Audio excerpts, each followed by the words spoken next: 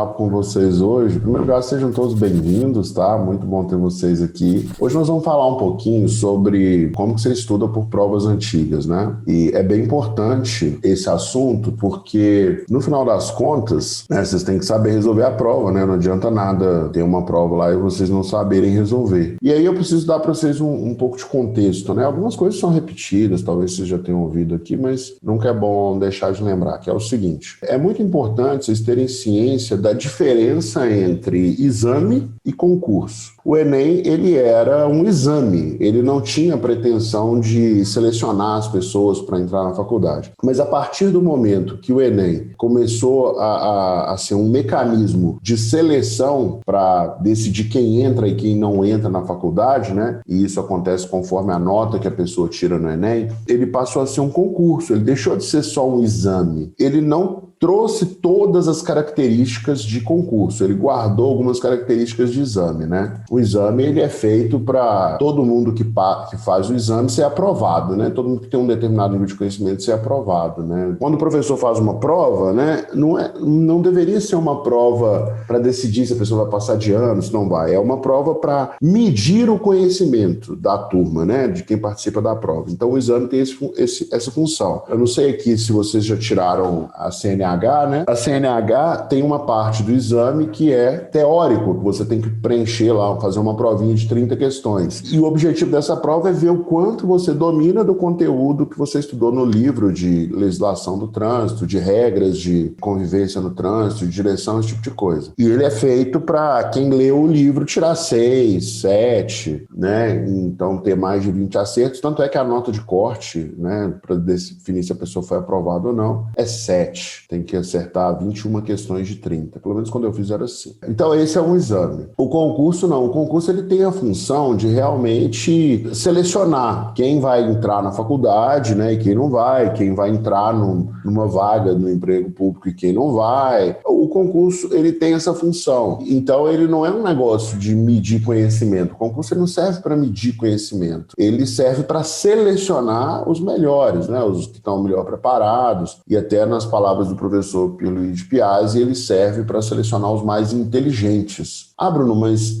inteligente é aquela pessoa que tem mais conhecimento? Não tem nada a ver. Ter conhecimento até qualifica a pessoa para ser inteligente, mas o que faz a pessoa ser caracterizada como inteligente mesmo, pelo menos na minha opinião, é a capacidade que ela tem de aplicar o conhecimento que ela adquiriu, né? E o concurso é isso, você tem que adquirir um conhecimento e tem que conseguir aplicar aquilo numa situação que não é a situação mais confortável do mundo, né? Eu, pelo menos, entendo que o concurso é uma situação bastante adversa. A gente faz concurso quando aquilo vai fazer uma diferença grande na nossa vida, né? Então, por exemplo, o primeiro concurso que muitas pessoas fazem é o concurso lá da festa junina. Não sei se vocês já fizeram, o Rei do Amendoim e a Rainha da Pipoca. Então, é o primeiro concurso, né? Aí o pessoal vende rifa, aí a família compra todas as rifas para que a menina ou o rapaz ou o menino sejam os destaques, né, da escola, assim, o Rei do Amendoim e a Rainha da Pipoca. O concurso ele serve para selecionar as pessoas, né? Ele serve para selecionar aqueles que são melhores. E aí tem um negócio interessante,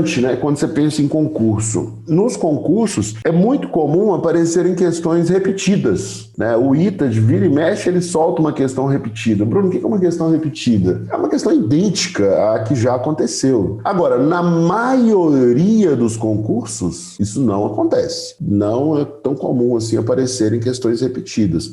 Mas é muito comum as questões terem a mesma estrutura. Então, por exemplo, se você pegar uma questão do Enem, ela é caracterizada por enunciados longos, um comando bem claro e alternativas que são bem diferenciáveis entre si. O vestibular do ITA, ele é caracterizado por alternar muitas questões de enunciado curto e objetivo com comandos claros. Ele alterna, né? Ele tem muitas questões com enunciados curtos, objetivos, comandos claros e algumas poucas questões de enunciados longos e confusos, né? E é muito comum as alternativas no vestibular do ITA elas serem um pouco fácil de você confundir entre uma alternativa e outra, né? A USP é um meio termo entre ITA e Enem, a Unicamp também puxando um pouquinho mais para o Enem, o IME é uma prova, né, que ela tem enunciados longos às vezes e confusos e alternativas que meio que te fazem confundir. Então, a estrutura das questões, ela não muda muito. O pessoal faz muita piada, né? Tipo, você passear no Japão, né?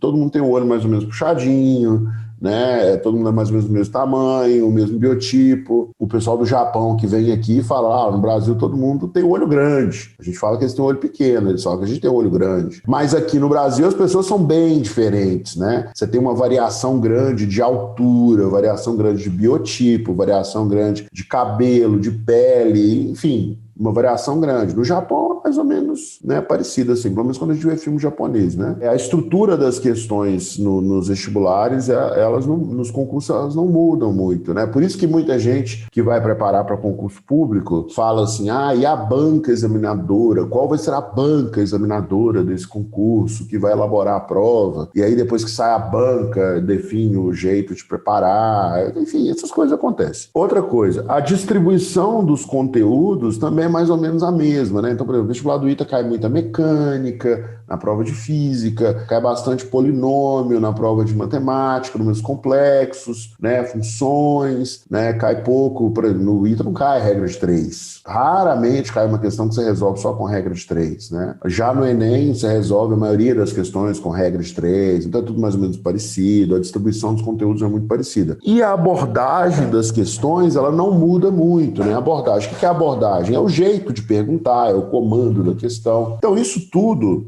o que eu estou falando é para dar para vocês um pouco de contexto, né? Porque, poxa, se você vai enfrentar uma situação que é previsível, que você sabe mais ou menos o que vai acontecer, o que é o melhor? O que você tem que fazer, então? Como que os caras fazem no MMA, né? MMA é aquele negócio de luta, né? Tem uma equipe grande de pessoas que trabalham ali com o lutador, né?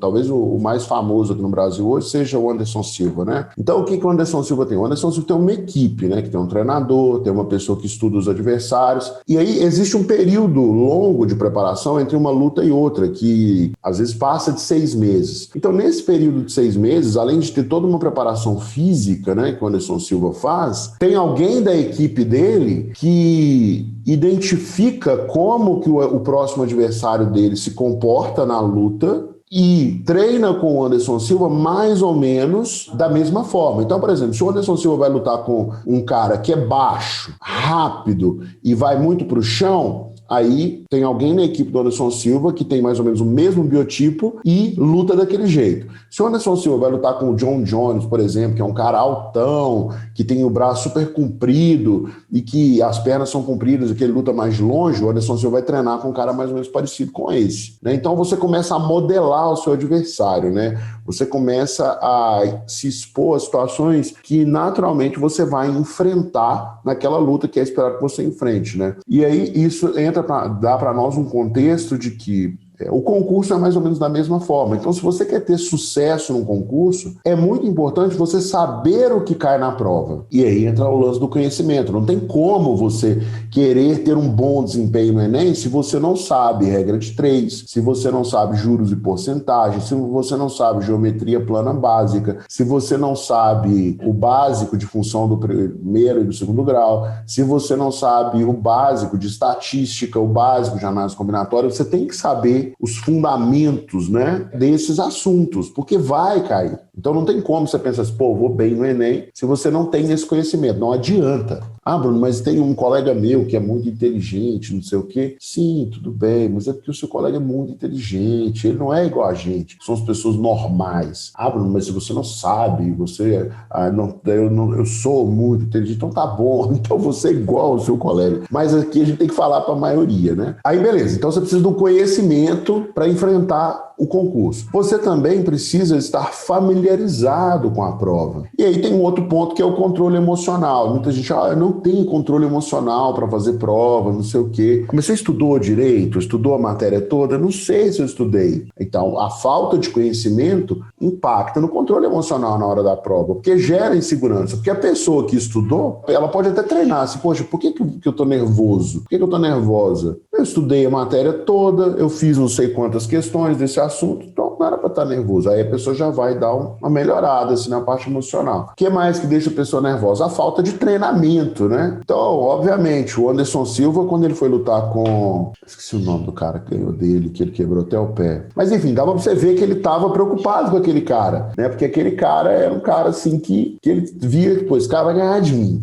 Chris Weidman, quando ele foi lutar contra o Chris Weidman, ele viu assim, esse cara vai ganhar de mim, entendeu? Tanto é que ele ficou nervoso, dava pra ver que ele tava ansioso na hora da luta, porque ele conhecia o cara, ele sabia todos os pontos fortes do cara e tal, e pra ele realmente era difícil. E ele concluiu que ele não conseguiu provavelmente, eu tô especulando aqui, tá, gente? Ele concluiu que ele não conseguiu se preparar direito. Então é normal a pessoa ficar nervosa. A pessoa que não sabe a matéria e que não treina pra prova, ela vai ficar nervosa no dia da prova, a não ser que ela não esteja muito preocupada, ou que ela não seja alguém de ficar nervoso. A pessoa vai chegar lá e vai saber, pô, não preparei direito pra esse negócio, velho. Como é que eu vou passar? Aí sempre tem aquela pessoa que fala assim, ah, não, mas ele não se preparou e foi para a prova sem peso de passar e acabou passando. Eu nunca conheci ninguém que falou isso comigo, não, tá? Sempre ouvi falarem isso dos outros, mas assim, todas as pessoas que eu conheci do ITA, ninguém falava assim, ah, não me preparei. Todo mundo que eu vi que passou em medicina, né, engenharia, direito, sei lá, um outro curso concorrido na universidade pública, era a mesma coisa. Não, me preparei pra caramba e tal. Lá no ITA tinha um cara, né? Um cara que ele falava assim, nossa, não estudei nada pra prova de hoje, não sei o que, não sei o que. Aí quando saía a nota, ele tirava a nota boa. E ele fez isso umas 3 vezes. Aí um dia, o companheiro de quarto dele, lá no ITA, o pessoal mora 2 por quarto, foi lá, eles tinham brigado, então assim, ele falou assim, deixa de ser mentiroso, cara. Você estuda pra toda a prova 2 dias antes e vem querer pagar de bonitão aí que tira nota boa na prova? Conversa fiado, não. Deu uma confusão. Mas sempre tem isso, né? Alguém vai desmascarar. Diante disso, eu consigo afirmar, até sem medo, né? Porque, inclusive, foi o jeito que eu estudei lá para passar na Petrobras. Eu estudei para passar na Petrobras durante 3 meses, se não me engano. Eu estudei basicamente por provas antigas. Eu posso dizer, sem sombra de dúvida, que foi a parte mais importante da minha preparação em todos os vestibulares que eu passei. Por que você está falando isso, Bruno? Porque eu fiz 20 anos de provas antigas do ITA 2 vezes. Bruno, mas por que você fez 2 vezes? Eu já vou explicar para vocês por que eu fiz 2 vezes, né? Um motivo foi que eu já tinha feito no ano que eu não passei, mas eu vejo muitos estudantes falando assim, não, já fiz no ano passado, eu não vou fazer. Ah, isso aqui eu já sei e tal. E é outra armadilha, né? Mas assim, existe um jeito errado de estudar por provas antigas, né? E antes de você saber o jeito certo, é importante você saber o jeito errado, para você não errar, né? Mas vamos lá, o jeito errado é, por exemplo, agora faltam 8 semanas para o Enem, talvez pouco mais, pouco menos. Deixar para resolver as questões do seu vestibular, deixar para fazer provas antigas, faltando 2, 3 semanas para a prova, é um pouquinho arriscado, né? Porque está muito em cima, né? Você pode descobrir que você não sabe a matéria, que é bem triste, né? Imagina, faltam 2, 3 semanas, você não consegue resolver nenhuma questão da prova antiga. Gera um nervosismo desnecessário, não precisa passar por isso, né? Outro erro que muita gente comete assim, eu não vou resolver essas questões aqui não, porque eu já resolvi na lista de exercícios, eu já resolvi o ano passado. E isso é um erro muito comum, né? E muito perigoso, porque eu tava até conversando com um professor, amigo meu, que foi meu professor também, e a gente tava discutindo sobre isso, né? E ele falou assim, Bruno,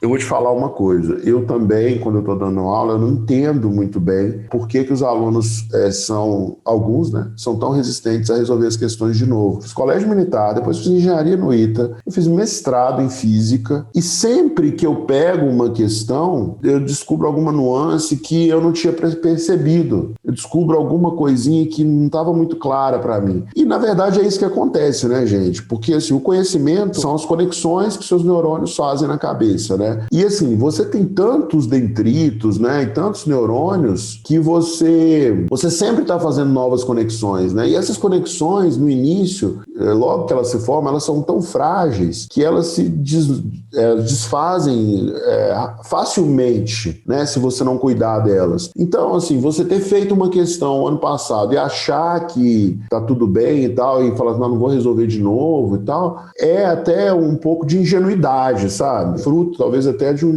desconhecimento. A gente tem que tomar cuidado, né, para não deixar que a ingenuidade, a falta de conhecimento, ela se confunda com a arrogância, né, porque aí é a mesma coisa de você comer uma bomba bomba atômica, assim, vai te destruir. Então, não resolver questões de provas antigas que você já resolveu ao longo do ano das listas, quando você está na reta final, é ruim, né? É bom você resolver de novo. E outro erro que eu vejo as pessoas cometerem, né? Tem vários, mas eu vou parar nesse aqui. É resolver questões do seu vestibular, só que com consulta, pesquisando, já sabendo o gabarito, qual a resposta que tem que dar. Aí você vai lá e faz tudo para dar aquela resposta, entendeu? Bruno, quando que é bom começar a fazer prova antiga? O melhor de começar a fazer prova antiga é faltando uns 2 ou 3 meses para o vestibular. Por quê? Porque com 2 ou 3 meses de antecedência você consegue prevenir eventuais problemas, né? Então, eu já fiz isso algumas vezes, mas eu vou fazer de novo aqui, tá? Um desenho aqui para vocês, que é o lance das provas antigas. Como que vocês vão fazer, né? Imagina a seguinte situação. Isso aqui é uma prova que você fez, tá bom? Só que essa prova, se você for pensar bem, ela cobra vários assuntos. Você pode dividir ela assim, ó. Por exemplo, uma prova de física, ela cobra física do primeiro ano do ensino médio, do segundo ano, do terceiro ano. Só que dentro de cada assunto tem vários tópicos, né?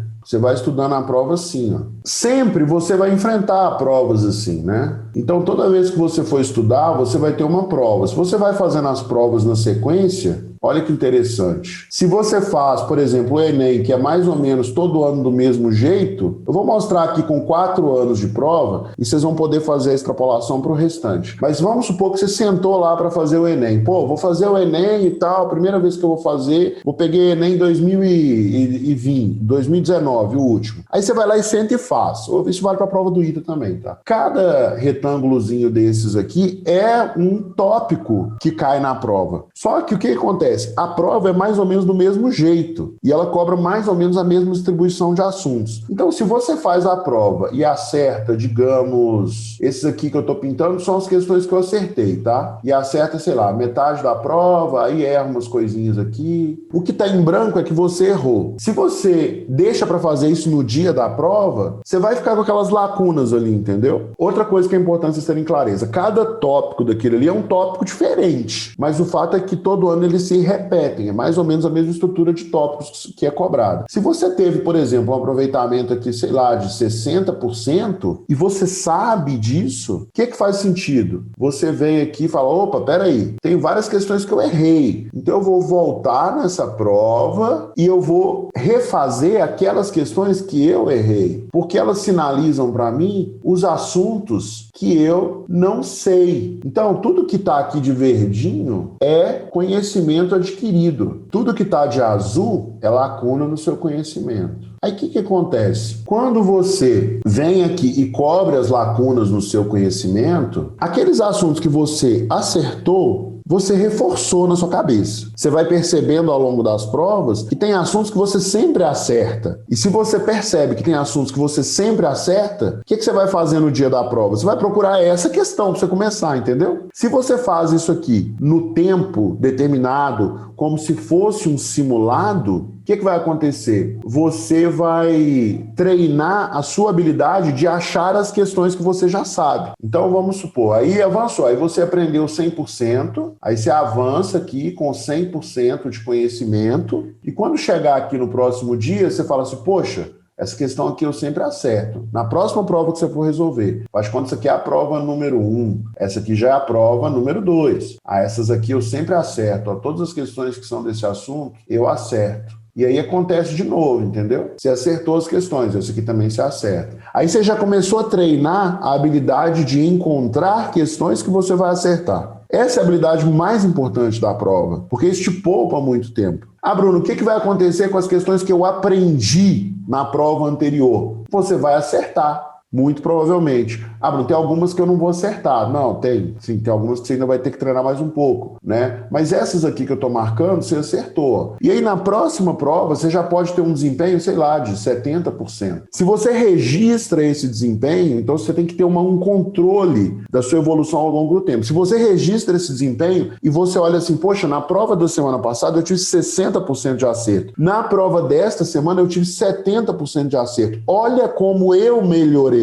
Isso tudo são estímulos positivos que você vai dando para você mesmo e que vão fazer total diferença na sua aprovação, porque você vai estar semanalmente periodicamente reforçando para você mesmo as suas competências, os seus pontos fortes. A gente sempre vai estar nesse conflito entre ponto forte e ponto fraco, ponto forte e ponto fraco. E quanto antes você aprender a identificar os seus pontos fortes, mais força você vai ganhar para combater os seus pontos fracos. Olha só, então você já teve esse avanço. Ah, Bruno, mas você falou assim, os assuntos eles se repetem, mas de vez em quando aparece um assunto menos frequente. Beleza. Você vai se preparar para essa situação também, né? Porque você não vai acertar a prova toda. Aí o que você vai fazer? Você vai fazer uma volta, você vai lá e aprender a resolver as questões. Essa volta aqui chama aprender a resolver as questões que você errar. Ah, Bruno, mas aí eu tenho que voltar a estudar a matéria ou estudo a questão? Depende. Você tenta resolver a questão, você aprende a resolver a questão. Se você sentir necessidade, aí você volta para estudar algum assunto. Agora, pensa comigo, poxa, estou avançando aqui para a terceira prova. Esse assunto aqui cai, todo ano eu acerto. Esse assunto aqui, que eu acertei na semana passada, na prova passada, eu acertei de novo. Ó, esse assunto aqui, eu errei nas 2 vezes, mas agora eu não vou errar, não. Eu não errei. Poxa, ainda tem lacuna. Sei lá, 80%. Vou voltar. Aí, quando você volta, você vai lá e fecha o gap. Agora, olha só que interessante. O tempo que você demora para fazer isso aqui é maior do que o tempo que você demora aqui. O tempo que você demora para aprender as questões que você errou, ele vai diminuindo. Você tem mais tempo de prática, de treinamento, de consolidação do seu conhecimento e menos tempo para aprender a resolver coisas que você não sabe. Por quê? Porque cada vez você sabe mais. O seu conhecimento aumenta. Tem um gráfico que eu sempre desenho aqui para o pessoal, que é esse aqui, ó. Isso aqui é o tempo e esse aqui é o seu conhecimento. E aí o que acontece? No início você aprende um pouquinho mais devagar mesmo, mas depois vai aumentando, até que chega uma hora que você começa a aprender muito rápido. É isso que acontece quando você tem essa dinâmica aqui de feedback, ó. Se de repente você não segue essa dinâmica, você vai avançando, você até pode avançar mais rápido, porque você perde menos tempo na prova. Mas chega uma hora que começa a saturar e o seu conhecimento não é construído mais. Então isso aqui é uma dinâmica sem feedback. Bruno, o que é o feedback? Feedback é esse retorno aqui, ó. É quando você realimenta o seu cérebro com aquela prova para você aprender. À medida que você vai avançando, você começa a acertar cada vez mais. E aí sobra uma coisinha ou outra. Sei lá, você tira um 90% aqui. E aí quando você volta, você gasta pouco tempo para fazer, sei lá, essa 4ª prova. Quando chega lá no final, você está aprendendo super rápido, entendeu? Onde que você viu isso funcionar? Na vida, né? A gente vê o aluno que está fazendo prova, ele avança muito mais rápido. Na verdade, ele não necessariamente avança mais rápido, mas chega uma hora que ele dá um pulo, que todo mundo fica assim, ó, o que aconteceu com essa pessoa? Né? Então, por exemplo, foi o que aconteceu comigo quando eu fui fazendo as provas do ITA. Eu comecei, eu errava muita questão. Depois, parei de errar. Então, quando eu cheguei ali na reta final da minha preparação para o ITA, a minha taxa de acerto nas provas era mais de 90%. Ah, Bruno, quer dizer que você vai tirar 90% na hora da prova? Não, não era. Mas se eu tivesse na época estudado ainda melhor, né, fazendo simulado, igual eu estudei na época da Petrobras, eu tinha tirado. E foi assim na Petrobras. Na Petrobras eu fiz quase 80% da prova, estudando 3 meses, mas que eu fui estudando com provas antigas. Então é o seguinte, vamos recapitular. Como que é o jeito certo de fazer provas antigas, de estudar por provas antigas? Primeiro, começar a resolver as provas antigas 2 ou 3 meses antes do vestibular. Segundo, número 2, fazer as provas antigas como se fossem simulados. Número 3, fazer todas as questões como se fossem questões discursivas, onde você escreve todo o seu raciocínio para resolver a questão. Número 4, você tem um controle da sua evolução. Então você faz a prova antiga hoje, vê o seu aproveitamento, na próxima você compara com a anterior, vai tabulando isso. Ah, Bruno, eu vou sempre crescer? Não, vai ter situação que vai cair, mas aí você vai aprender a identificar provas muito difíceis. Por exemplo, no ITA, a prova do ITA de 94